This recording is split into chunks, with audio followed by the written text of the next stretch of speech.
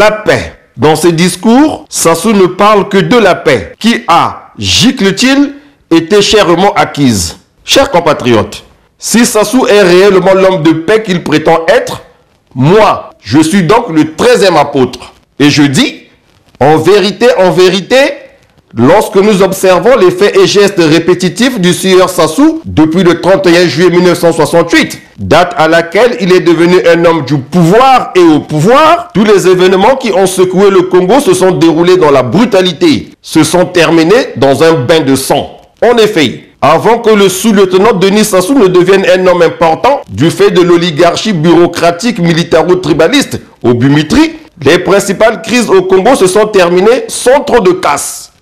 Youlou a démissionné sous la pression du peuple, Massamba Deba a démissionné sous la pression là des militaires et quelques cadres civils complotistes. Sassou, homme de paix, mon œil. 1970, Siroko Kinganga tombe sous les balles de l'obimétrie. Avec lui, des dizaines d'innocents majoritairement originaires du Sud. Le pays n'est pas en paix. Et de deux, 1973, Ange Diawara tombe mystérieusement après un coup de force qui a raté en 1972. Peuple humaniste du Congo, vous en conviendrez que Diawara a été assassiné lâchement puisqu'il a été livré vivant par Mobutu aux autorités congolaises. Quelqu'un me souffle que le président Gouabi aurait piqué une colère lorsqu'il a appris plus tard que son colis n'était plus en bon état. C'est qui finalement qui a organisé la tuerie? Le pays n'est pas en paix.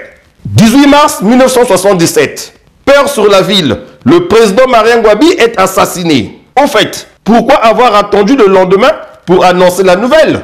Les nouveaux dirigeants par effraction attendaient qui ou quoi? Mesures de sécurité, vous dites? Mais le pays était déjà au maximum de la sécurité avant que le commandant en chef ne tombe. Ah, le temps de faire croire aux naïfs que Bakongo Babobi Gouabi. Le pays n'est pas en paix. 5 février 1979, celui que d'aucuns appelaient avec admiration Django, le général-président Jacques-Joachim Yombi Opango, est terrassé par celui qu'on traitait avec dédain de femmelette, le colonel Sassou. Ravi d'être enfin assis sur le trône, le tout frais président de la République déclare, mieux, décrète la paix des cœurs et la tranquillité des esprits. Ah bon? Mais pourquoi seulement à compter de cette période, mon cher grand flic?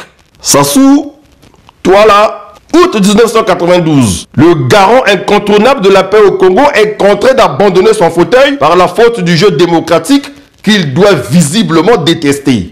Comme par ensorcellement, le pays n'est plus en paix.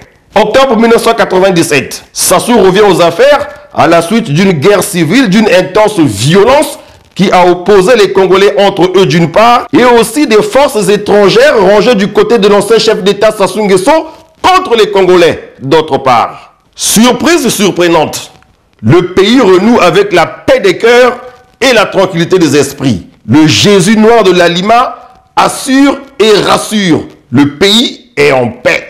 Surtout depuis qu'il a réussi à se faire confectionner une constitution taillée sur mesure en 2002. Haut Kolela, Haut Tister Chikaya, Haut Lissouba, Haut tous les gêneurs. Seul Sassou a droit à tout. Il est l'éternel, comme on aime à dire dans son clan. 2015, se sentant menacé par le peuple congolais civilisé, qui ne veut pas d'un référendum illégal truqué d'avance, ni du changement de la constitution du 20 janvier 2002, encore moins d'un troisième mandat, le champion toute catégorie de la paix que le monde entier nous envie, Denis Sassou Nguesso, est prêt à revêtir sa tenue de général d'armée pour massacrer les Congolais qui n'obéiront pas à sa volonté divine de diriger le Congo jusqu'à sa mort naturelle.